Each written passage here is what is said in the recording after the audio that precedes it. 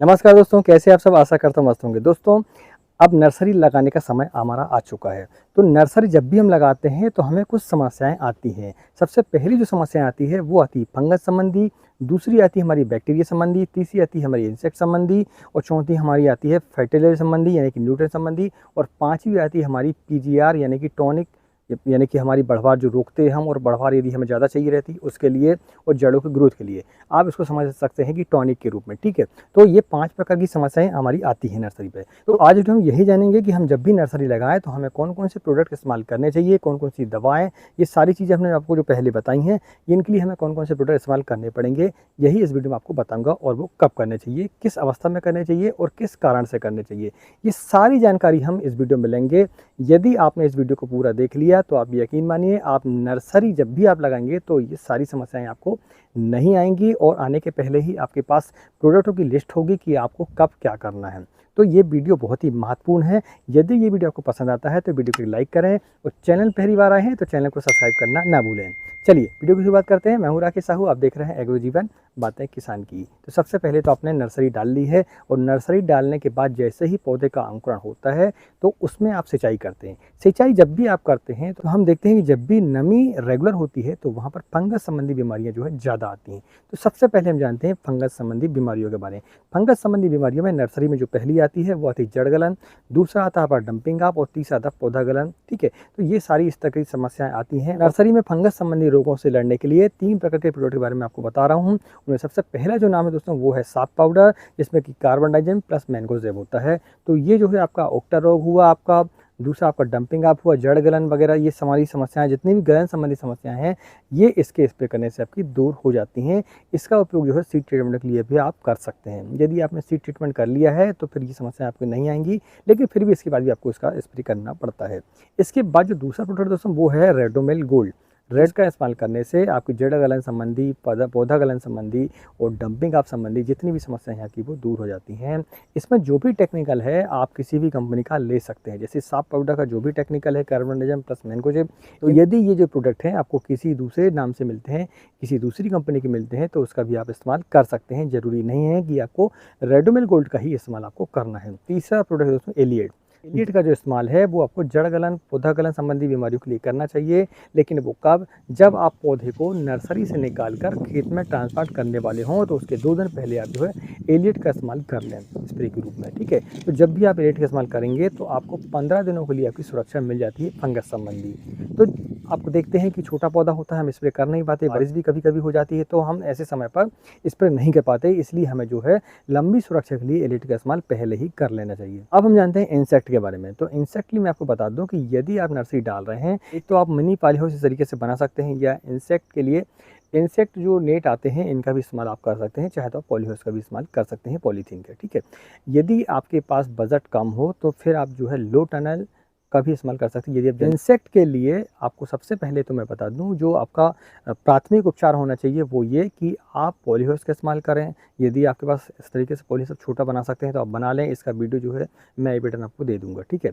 हमने सारा डिटेल में जानकारी दी है कि इसमें खर्च कितना था, बहुत ही कम खर्च है। ये लगभग 35-40 हज़ार में हमारा लगभग 750 से 800 स्क्वायर फीट का आपका बन जाता है, जो कि आपके 4 से 5 एकड़ की नर्सरी तैयार करने में सक्षम होता है। यदि आप ये कर ले तो ठीक है, और नहीं तो फिर आपको इस्तेमाल करना पड़ेगा इंसेक्टिसाइड का। तो इंसेक्टिसाइडों में इमिडाक्लोप्रिड का इस्तेमाल आपको करना चाहिए पहले। ठीक है, नर्सरी स्टेज में आप इसका इस्तेमाल करें और इसकी मात्रा भी 5 ml रखें, ज़्यादा ना रखें। ठीक है, और ये कंप्यूटर के नाम से मिल जाएगा आपका, बायर कंपनी का। आप किसी भी कंपनी का इस्तेमाल कर सकते हैं। ठीक है, इमिडाक्लोप्रिड 17.8% उसमें होना चाहिए।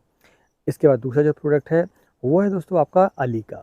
अलीका में थायमेथाक्सम प्लस लेमडा होता है। लेमडा कॉन्टैक्ट रूट से आपके जितने भी इल्लियाँ हैं, अंडे हैं, इनका नष्ट करते हैं। ठीक है, और जो थायमेथाक्सम होता है वो उड़ने वाले पतंगे हमारे, जिसमें थ्रिप्स है, वाइट फ्लाई है, माहो है, इनको नष्ट करने में सक्षम होता है। तो इसका भी इस्तेमाल आप कर सकते हैं इंसेक्टिसाइड के रूप में। तीसरा जो प्रोडक्ट दोस्तों वो है धानुका का कैल्डान, जिसमें कि कटा हाइड्रोक्लाइड 50% WP फार्म पर होता है। इसका भी इस्तेमाल आप कर सकते हैं। ये धानुका कंपनी का आता है, आप किसी भी कंपनी का ले सकते हैं, जिसमें कि आपका कटा हाइड्रोक्लाइड होना चाहिए। अब हम बढ़ते हैं हमारे तीसरे पॉइंट की तरफ। तीसरा पॉइंट है दोस्तों आपका क्या, बैक्टीरिया साइड। ठीक है, बैक्टीरिया साइड में जब भी आप टमाटर वगैरह की नर्सरी लगाते हैं तो आपको बैक्टीरियल ब्लाइट की समस्या कभी कभी देखने को मिलती है। यदि आप ऊपर से पॉलीहाउस नहीं लगाते हैं, बरसात आपकी ज़्यादा होती है, तो फिर आपको बैक्टीरिया संबंधी समस्याएं आती हैं, खासकर टमाटर की फसल में। तो इसके लिए आपको बैक्टीरियासाइड का इस्तेमाल करना चाहिए, जिसमें कि सबसे पहला जो नाम आता है वो आता है कासूबी, जिसमें कि कासूगामाइसिन होता है। प्लाइंटोमाइसिन का इस्तेमाल कर सकते हैं आप, वेलिडामाइसिन का इस्तेमाल कर सकते हैं आप, स्ट्रेप्टोसाइक्लिन का भी आप इस्तेमाल कर सकते हैं, ठीक है। और आप चाहें तो फिर COC का भी इस्तेमाल इसके लिए कर सकते हैं, जो कि फंगीसाइड भी है और आपका बैक्टीरियासाइड भी है और वायरिसाइड भी साथ में। तो इनमें से किसी भी एक का इस्तेमाल आप करके अपनी फसल को, अपनी नर्सरी को बैक्टीरिया से दूर रख सकते हैं। अब हम बढ़ते हैं हमारे चौथे पॉइंट की तरफ। चौथा पॉइंट बहुत ही महत्वपूर्ण है, क्योंकि आप देखते हैं कि जब भी आप कोकोपीट पर नर्सरी डालते हैं, यानी कि प्रो ट्री पर नर्सरी डालते हैं, जैसे कि हमने अभी डाला है, तो यहाँ पर कभी कभी हम देखते हैं कि न्यूट्रिएंट की कमी के कारण पौधा जो है बढ़वार नहीं ले पाता, या फिर एक्स्ट्रा बढ़वा लेता है, सीधा भागता है आपका पौधा, ठीक है। तो वीकनेस होती है। तो ऐसी स्थिति में हमें जो है फर्टिलाइज़र का इस्तेमाल करना पड़ता है। तो इसमें आप जो है 19-19 का इस्तेमाल कर सकते हैं, स्प्रे के रूप से भी और ड्रिंचिंग के रूप से भी, ठीक है। यदि पत्तियाँ आपकी नाजुक हैं तो फिर आप नीचे जड़ों के किनारे दें, और यदि पत्तियाँ थोड़ी मजबूत हो जाती हैं तो फिर आप इसका इस्तेमाल स्प्रे के रूप में भी कर सकते हैं। इसके बाद जो दूसरी फर्टिलाइज़र है वो है दोस्तों 1261 का इस्तेमाल भी आप ड्रिंचिंग के रूप से भी कर सकते हैं, नीचे यानी कि तनों के किनारे, और दूसरा आप बड़े पौधे पर स्प्रे के रूप में भी कर सकते हैं, ठीक है, जिसमें कि फास्फोरस प्लस नाइट्रोजन हमारा होता है। कैल्शियम नाइट्रेट का इस्तेमाल हम तब करते हैं जब हमारा पौधा बढ़वार नहीं लेता है, हम देखते हैं कि हमारे पौधे में बढ़वार ही नहीं है, काफ़ी दिन की नर्सरी हो गई है लेकिन बढ़वार नहीं है, तो उसके लिए आपको कैल्शियम नाइट्रेट का इस्तेमाल करना चाहिए जड़ों पर, ठीक है। जितना पानी हो सके इसमें ज़्यादा लेना चाहिए आपको, और फिर उसमें नाइट्रोजन मिलता है, वो भी कैल्शियम के साथ में, तो फिर आप देखते हैं नाइट्रोट फार्म पर मिलता है, तो आप देखते हैं कि आपकी जो बढ़वार है वो हो जाती है। ये 3 प्रकार के आपके फर्टिलाइज़र हो चुके हैं।